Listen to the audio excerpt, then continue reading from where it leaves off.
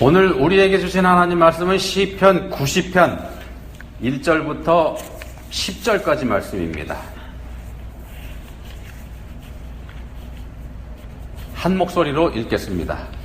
주여, 주는 대대에 우리의 거처가 되셨나이다. 산이 생기기 전, 땅과 세계도 주께서 조성하시기 전, 곧 영원부터 영원까지 주는 하나님이시니이다.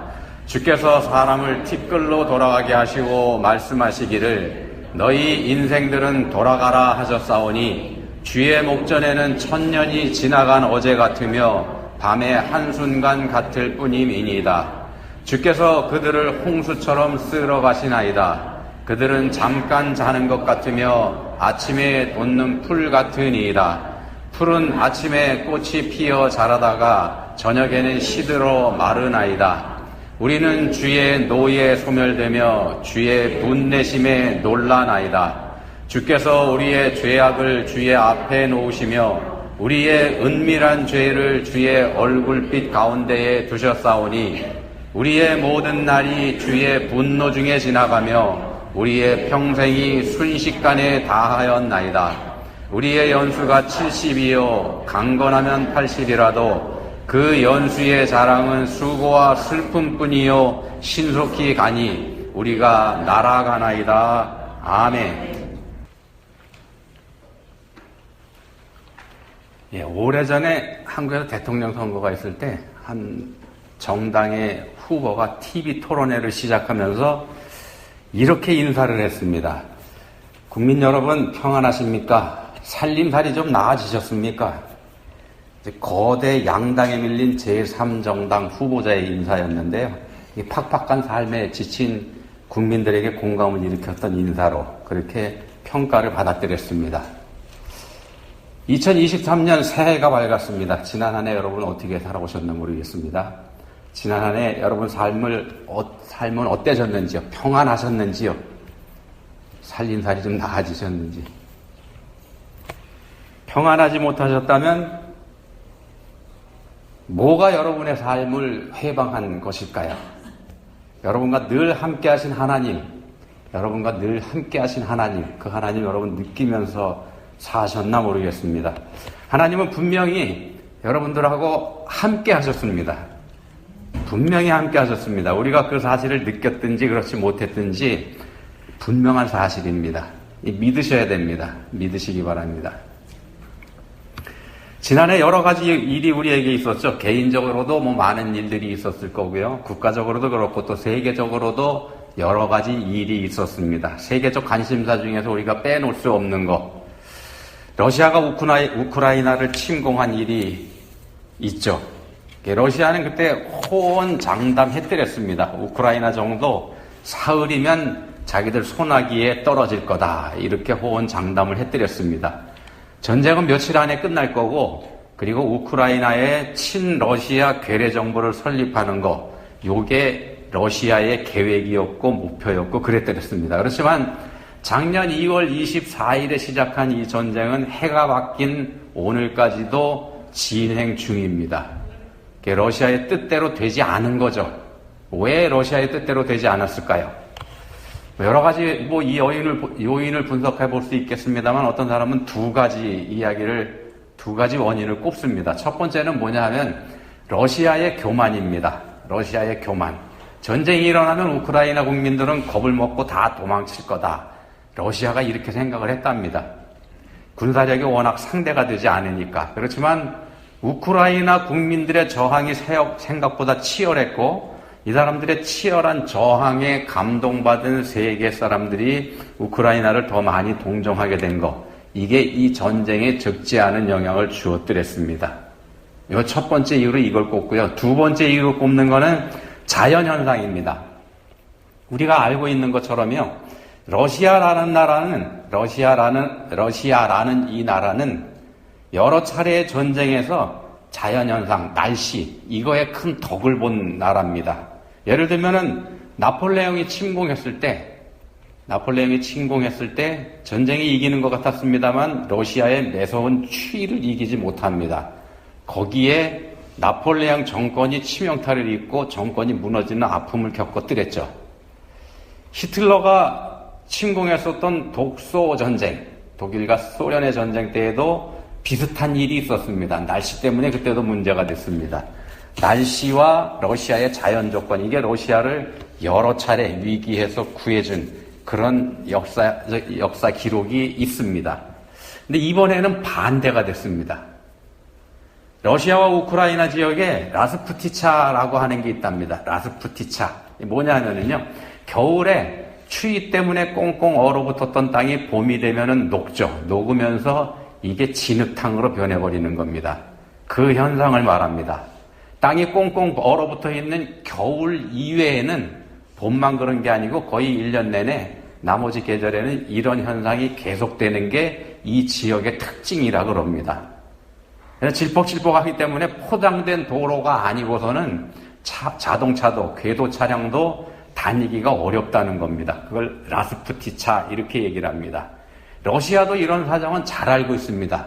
인접한 나라이기 때문에 자기네 땅이나 우크라이나 땅이나 뭐 거기니까요. 근데 그렇지만 포장된 도로는 문제가 없죠.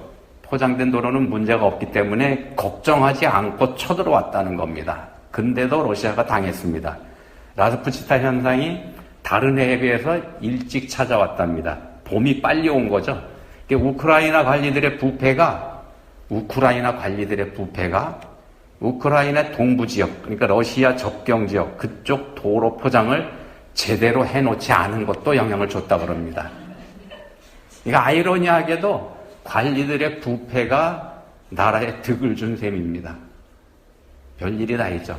성경에도 우크라이나의 라스푸티차하고 비슷한 닮은 사건 기록이 나옵니다. 사사기 4장에 보시면은요, 여선지자 드보라가 사사로 있을 때 바락이라고 하는 장소를 불러서 당시에 이스라엘을 학대하고 있던 가나안의 하솔왕 야빈, 이 야빈과 싸우라 이렇게 말합니다.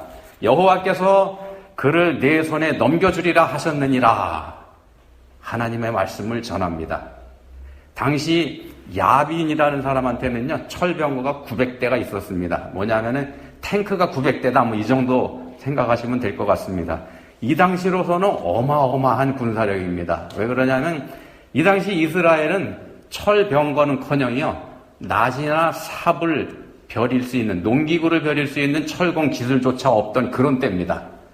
대제국 이집트조차 가지고 있던 병거가 1200대 정도에 불과하다는 역사 기록이 있습니다. 이렇게 보면은 900대를 가지고 있는 야인의 군사력, 이거 어느 정도인지 우리가 짐작해 볼 수 있지 않습니까? 자, 근데도 싸움의 결과는 이스라엘의 대승이었습니다. 철병거 부대의 대장인 시스라라고 하는 사람이 병거를 버리고 걸어서 도망갈 정도로 참패를 당합니다. 철병거가 역할을 못하는 거죠. 왜 그렇게 됐나? 하나님께서 전쟁터에 폭우를 내리셔서 병거가 진흙탕에 빠져버렸기 때문입니다. 진흙탕에 빠져서 오도 가도 못하는 병거, 이거 더 이상 무기가 아니지 않습니까? 오히려 골칫덩어리죠. 짐만 됩니다. 그러니까 버리고 걸어서 도망간 겁니다. 자, 하나님은 그렇게 이스라엘에게 큰 승리를 안겨주셨습니다. 우크라이나 전쟁에서 러시아의 장갑차, 탱크, 얘네들이 진흙탕에 빠져서 골칫덩어리가 돼 있는 사진 여러분들 보셨을 줄 압니다. 당연히 러시아의 보급로도 끊겼고 말입니다. 성경에서 말씀하지 않습니까? 전쟁은 여호와께 속하는 거다. 말 그대로입니다. 사람들이 제 아무리 지혜로운 채 해도 우리네 삶이라고 하는 건 하나님 손 안에 있게 마련입니다. 우리네 삶은 하나님 손 안에 있습니다. 이거 누구도 부인할 수 없는 사실입니다. 하나님께서는 지난해에도 우리의 삶에서 역사하셨고 이제 막 열린 이 2023년 새해에도 여전히 우리의 삶에서 일하실 겁니다. 그걸 알고 사는 게 지혜입니다. 그걸 알고 사는 게 지혜입니다. 신학자 중에서 시간과 공간을 집중적으로 연구하는 사람이 있습니다. 폴 틸리라고 하는 신학자인데요. 이분은 세상에 존재하는 모든 것은 유한하고 시간과 공간이라는 구조 속에 종속된다. 그러니까 제한되어 있다. 이런 말을 했습니다. 시간은 모든 것을 소멸해 버린다. 시간이 지나가 버리면 모든 거 다 사라져 버리지 않습니까? 그럼에도 시간은 확실한 목적을 향해서 나아가고 있다. 시간은 확실한 목적을 향해서 나아가고 있다. 우리가 알 수 없는 미래이지만 시간이 향해서 가고 있는 그 미래는 분명히 목적이 있다는 겁니다. 분명히 목적이 있다는 겁니다. 진화론에서는 그렇게 얘기 안 하죠. 모든 것은 우연히 생겨났다가 그냥 존재하다 사라져버린다. 이렇게 얘기를 하죠. 진화론에서 보는 이 세계, 미래는 목적이 있을 수가 없습니다. 그렇게 보면은. 우연히 생겼다 사라져버리는 거기 때문에. 그렇지 않습니다. 모든 것이 존재하고 있는 거, 우리가 이렇게 존재하고 있는 거, 여기에도 분명히 목적이 있는 거고요. 시간은 그 목적을 향해서 끊임없이 나아간다는 겁니다. 그걸 주관하시는 분이 하나님이시죠. 하나님이 시간을 주관하십니다. 왜 하나님이 시간을 주관하시는가? 하나님의 창조물이기 때문에 그렇습니다. 시간이라고 하는 게. 성경이 이렇게 시작하지 않습니까? 태초에 하나님이 천지를 창조하시니라. 태초에라는 단어로 성경이 시작을 하는데 태초라는 시간이 존재하게 되었다 그런 뜻입니다. 태초라는 시간이 존재하게 되었다. 하나님께서 시간을 창조하시고 천지도 창조하셨습니다. 시간은 이 세상과 그 안에 존재하는 모든 것을 만드신 하나님에게서 나온 겁니다. 하나님께서 가장 먼저 만드신 이 세상의 창조물이 바로 시간인 셈입니다. 그리고 그 시간 안에 우리가 살고 있는 이 피조세계를 만들어 넣으신 거죠.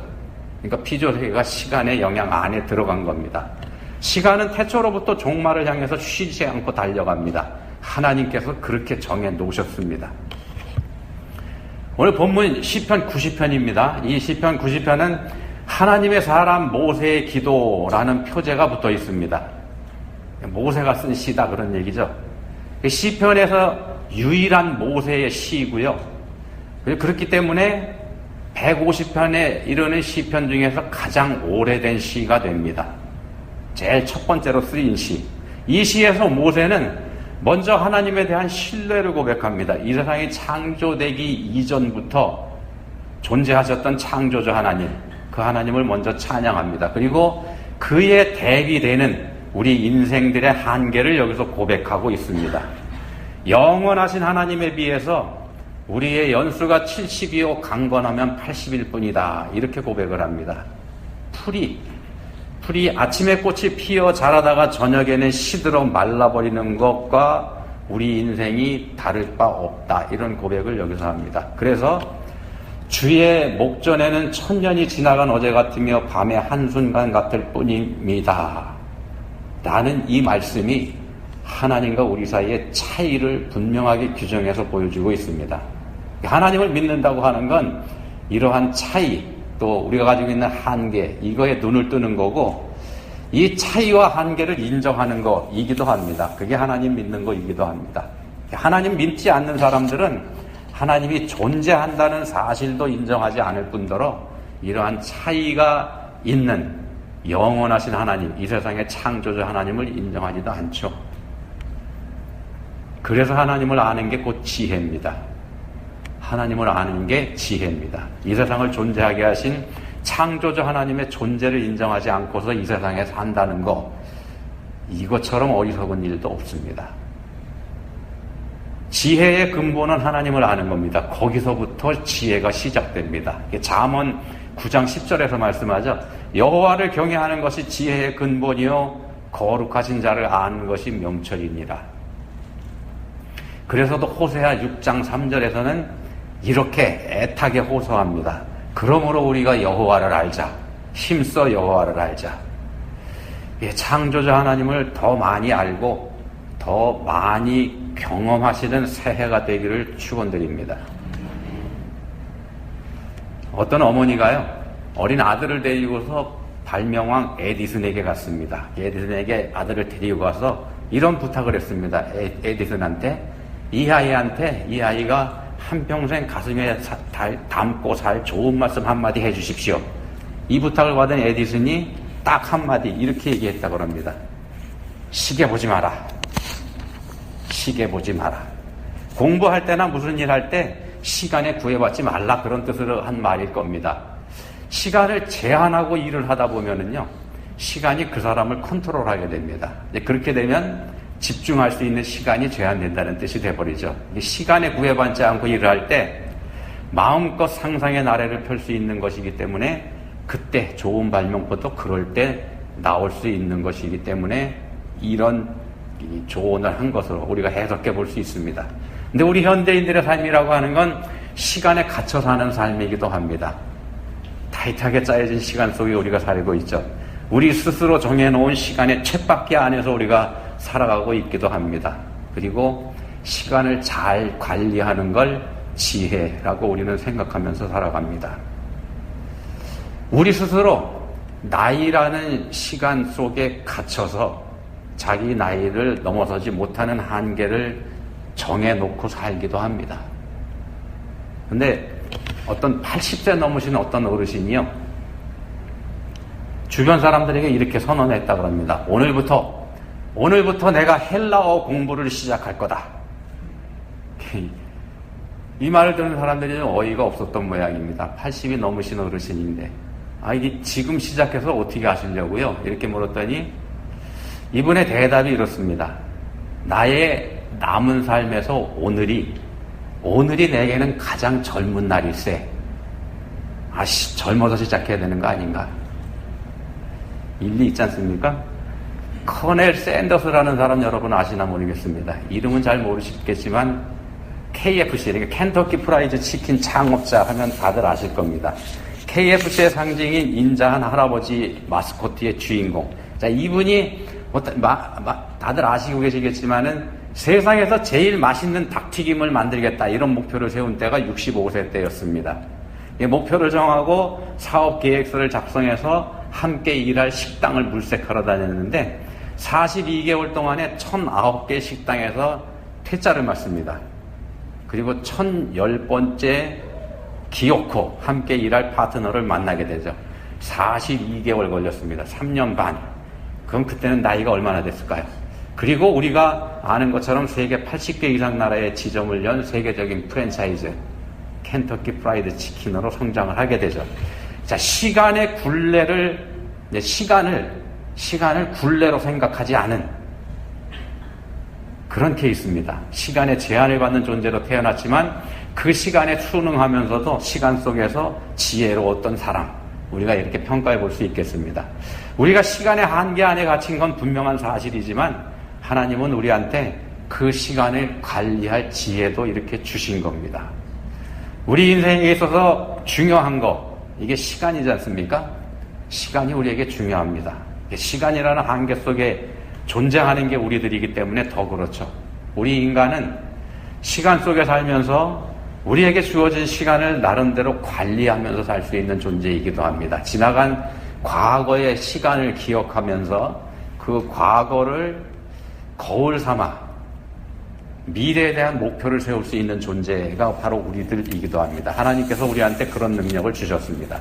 그 과거와 미래 안에서 현재를 살아갈 수 있는 게 우리 인간의 능력입니다.